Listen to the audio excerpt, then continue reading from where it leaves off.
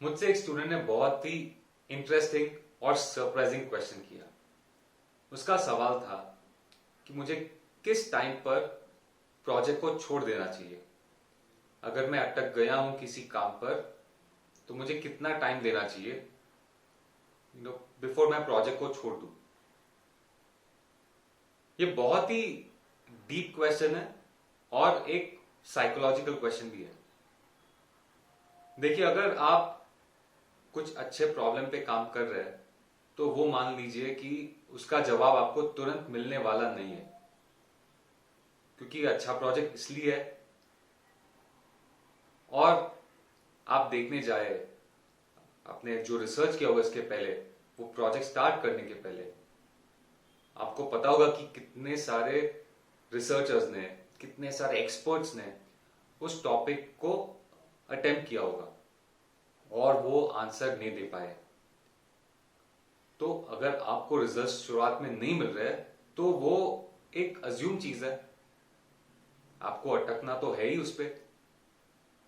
वो मुश्किल test match का डे 4 या डे 5 वाली पिच है, जब बॉल हरकत कर रहा है और आप बैट्समैन है, जवाब तो आपको देना है।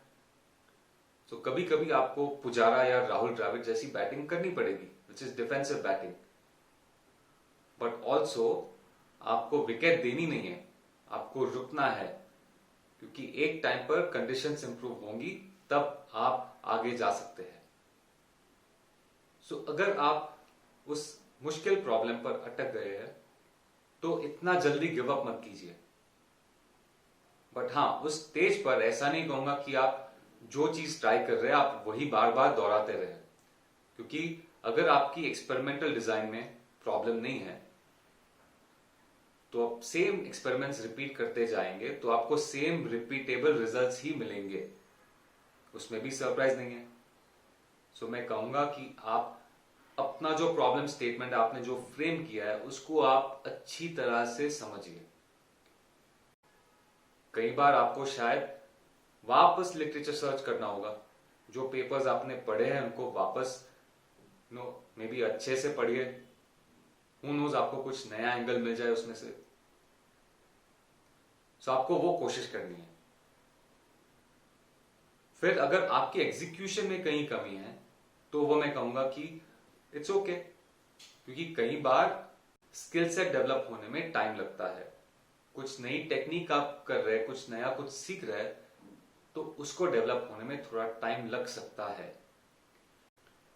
अगर सच में यही है तो आपके साथ जो प्रोफेसर होगा, जो एडवाइजर होगा, वो इस बात को पॉइंट आउट कर सकते हैं कि आप सही ट्रैक पे जा रहे हो कि नहीं। और हाँ, कई बार एकदम ही इम्पॉसिबल प्रॉब्लम भी आ सकता है, पर उसका जज आप मत बनिए। उस टाइम पर मैं कहूंगा कि आप एक्सपर्ट से बात कीजिए, कॉन्फ्रेंसेस में जाइए, प्रोफेसर से बात कीजिए, रिसर्च एक्सपर्ट से बात कीजिए। आपने अब तक जो भी किया है उसका एक समरी दे दीजिए उनको। आपका गोल है समझना कि आप सही ट्रैक पे जा रहे हो कि नहीं। मुश्किल प्रॉब्लम है, वो अच्छी बात है, वो आपको बहुत आगे लेके जा सकता है, लेकिन आप प्लग पुल मत कीजिए। लोगों की सलाह लीजिए, एक्सपर्ट्स की सलाह लीजिए, फिर डिसाइड कीजिए। आई होप आपको यह वीडियो यूजफुल लगा हो। अगर कुछ सवाल है आपके दिमाग में तो प्लीज कमेंट सेक्शन में बता दीजिए। Thank you.